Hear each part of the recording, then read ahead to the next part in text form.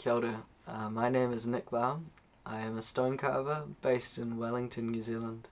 So the stone we carve in New Zealand is referred to as pounamu. It is jade or nephrite that is found throughout the whole world, although we like to think of ourselves as stone carvers in general and not just to lock ourselves into the one variety of stone, although for our income and what we predominantly do is 99% New Zealand pounamu. For the past 4 years, been solidly sustaining myself through stone carving. Currently we're sitting in a building called Nautilus. Nautilus is a non-for-profit creative trust set up by artists to supply artists with cheap studio rentals. So the idea of the charity is to give people like us the opportunity to be able to create an income by having a cheap rent to then be able to, increase the profits and actually be able to live off your art rather than being out in this world with exorbitant rents and not being able to achieve the same sort of leaps that you can in a place like this. Nautilus is a building that consists of around 21 studios, rock climbing walls, band rooms, large communal area, and all of the private studios on top of that. So we're dealing with a large area to play. And for me, being around other people who are doing creative things and not necessarily the same thing is really feeding. It's really important. I think I've been quite used to it the whole time that I have been doing my creative life. It's always been there, that sort of community based around it, especially in my times of deep learning. There was a team of us that we kind of did it together, and tried to stimulate that all together. Going group energy is amazing. Yeah. So this workshop here that we're in, we can actually have up to about 4 people carving at one time, and so we have at times. Realistically, it's only myself and Maddie who are in here, and sometimes we'll lock the door.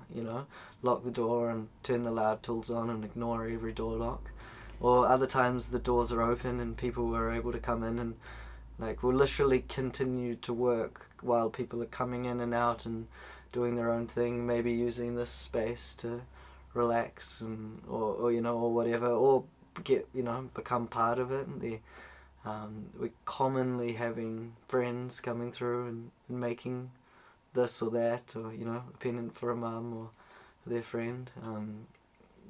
I enjoy sharing it with people. I feel quite lucky to have been able to gather all of these tools and material, and so I'm constantly sharing it with people.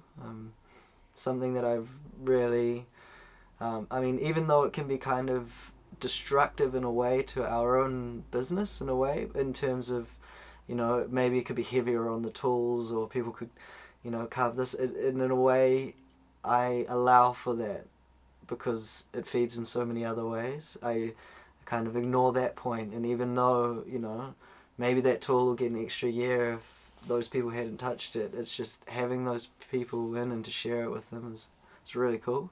So I don't really get caught up on that. I think when people come here and I can show them something, it's like an affirmation to myself, because when you're in here alone and you don't have someone to reflect on or other people responding to what you're doing, it's hard to gauge your own progress in what you are doing. And so having people come in and pick up something that maybe I felt maybe a bit low about, or maybe I felt like I could have done better, and someone could have a really good response, it